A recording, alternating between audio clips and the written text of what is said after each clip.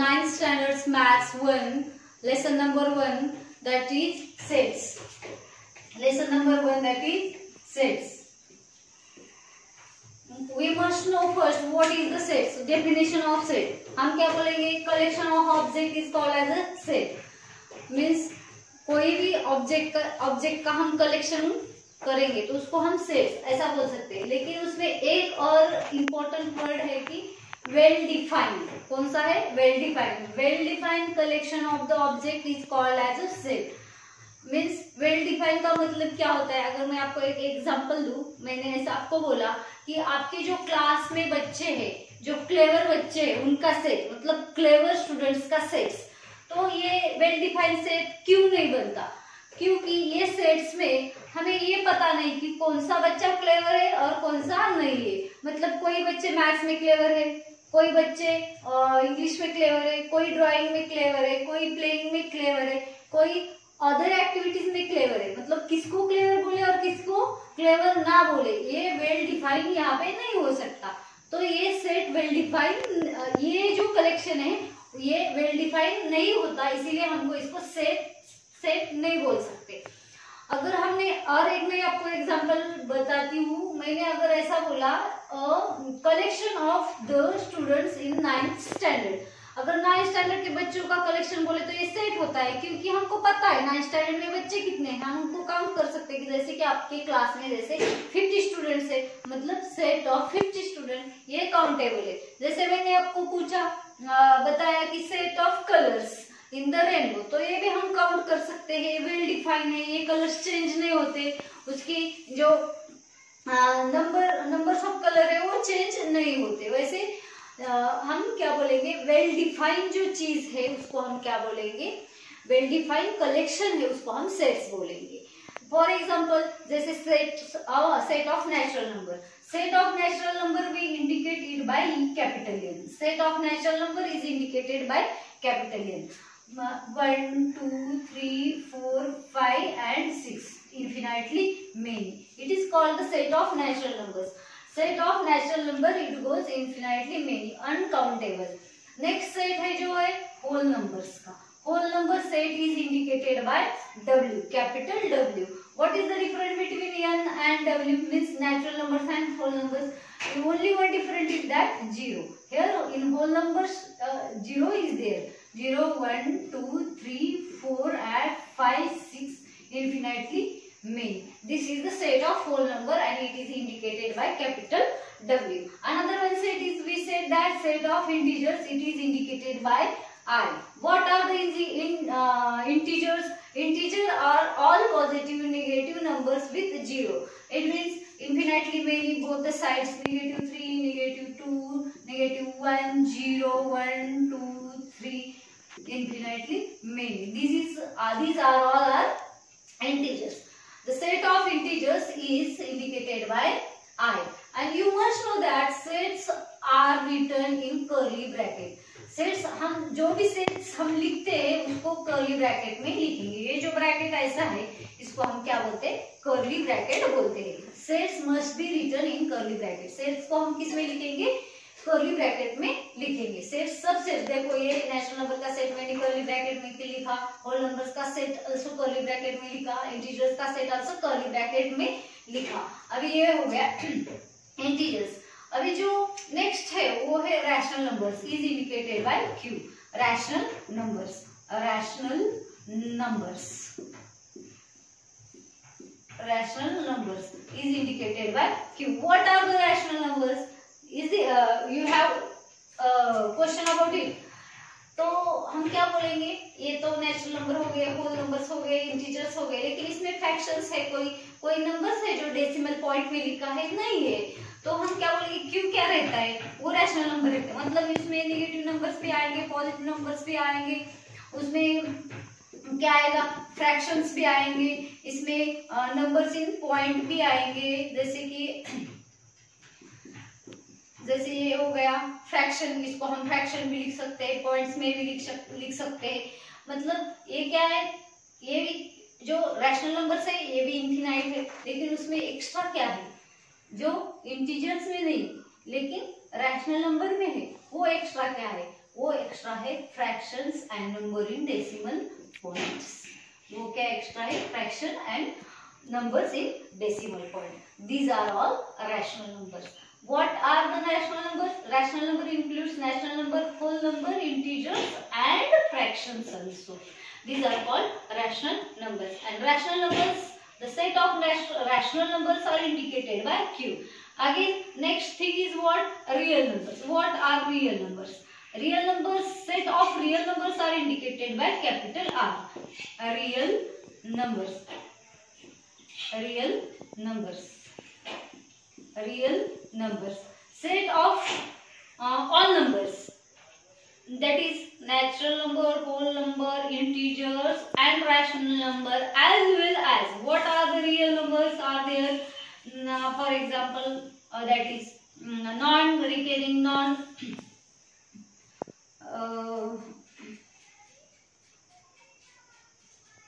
Terminating. ये क्या होता है? नॉन रिकरिंग नॉन टर्मिनेटिंग होता है। मतलब इसका जो हम आंसर निकालेंगे वो रिकरिंग नहीं होगा, वो टर्मिनेट नहीं होगा। रिकरिंग नहीं होगा इसका मतलब जैसे कि हम एक यहाँ पे ए है और यहाँ पे बी है। सपोज मैं आपको एग्जांपल बता रही हूँ, इसको हमने डिवाइड किया, 1 पॉइंट समथिंग आया, 2 आया, 3 आया, 4 आया, 9 आया, फिर 7 आया, फिर 2 आया।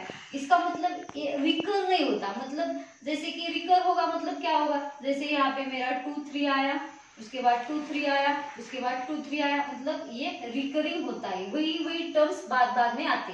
और एक और एग्जांपल होता, यहाँ पे 3 आया, बाद में अगेन 4 आया, अगेन 4 आया, अगेन 4 आया। इसका मतलब क्या होता है? रिकरिंग होते जाता है। सेम नंबर रिपीट होता है, उसको हम क्या बोलते हैं? रिकरिंग। लेकिन ये जो रियल नंबर में जो नंबर हम ऐड करते हैं, ये सब natural number, whole number, integers, rational number के अलावा वो क्या होता है? Non recurring non terminating. समझ में आया? तो हम इसको क्या यहाँ पे स्टॉप करके हम क्या ऐसा लिखते हैं। लेकिन जो नॉन रिकरिंग नॉन टर्मिनेटिंग होते हैं वो क्या होते हैं? Suppose A is divided by B, तो आंसर सपोज आया ये 1 पॉइंट, सपोज क्या आया 6 2 3 अगेन 4 अगेन 6 अगेन 9। मतलब यहाँ कोई भी नंबर रिपीट वही इसमें सीक्वेंस में नहीं हो रहा। समझ में आया? कोई भी नंबर सेम सीक्वेंस में रिपीट नहीं हो रहा और मतलब ये रिकरिंग नहीं हो रहा। फिर ऐसे बढ़ते जाएगा, ये हम जब तक करेंगे तब तक ये बढ़ते जाएगा, टर्मिनेट नहीं होता। मतलब कहाँ पे भी खत्म नहीं होगा ये। तो इसको क्या बोलेंगे? नॉन रिकरिंग नॉन टर्मिनेटिंग ये नंबर रहते हैं। जैसे √3, जैसे पाई, ऐसे बहुत सारे नंबर है जो नॉन रिकरिंग नॉन टर्मिनेटिंग रहते हैं। वो नंबर्स, वो सब नंबर्स हमें किस में मिलते हैं? सेट ऑफ रियल नंबर्स में मिलते हैं। ये बात समझ में आई? नॉन रिकरिंग नॉन टर्मिनेटिंग समझ में आए? ये 2 वर्ड बहुत इंपॉर्टेंट जो हमने 7th स्टैंडर्ड में 8th स्टैंडर्ड में बहुत अच्छे से पढ़े हैं। Non recurring non terminating numbers आते हैं रियल नंबर में। इन सब के साथ क्या आएगा? Non recurring non terminating. क्या होते हैं वो? √2 which is not perfect square, these are in roots, these all are non-recurring non-terminating. Pi is also there, pi is also there. This is all these are number non-recurring non-terminating. Okay, समझ में आया? These all are the sets of the numbers. These all are the sets of the numbers. आगे जो है वो हम लिखेंगे क्या है आगे?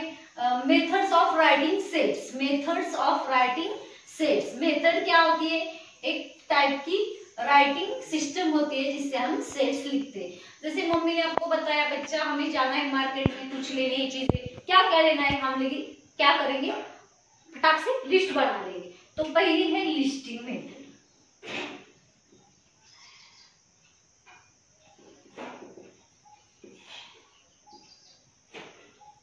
और दूसरी है रूल मेथड। लिस्ट बना देंगे चीजों की।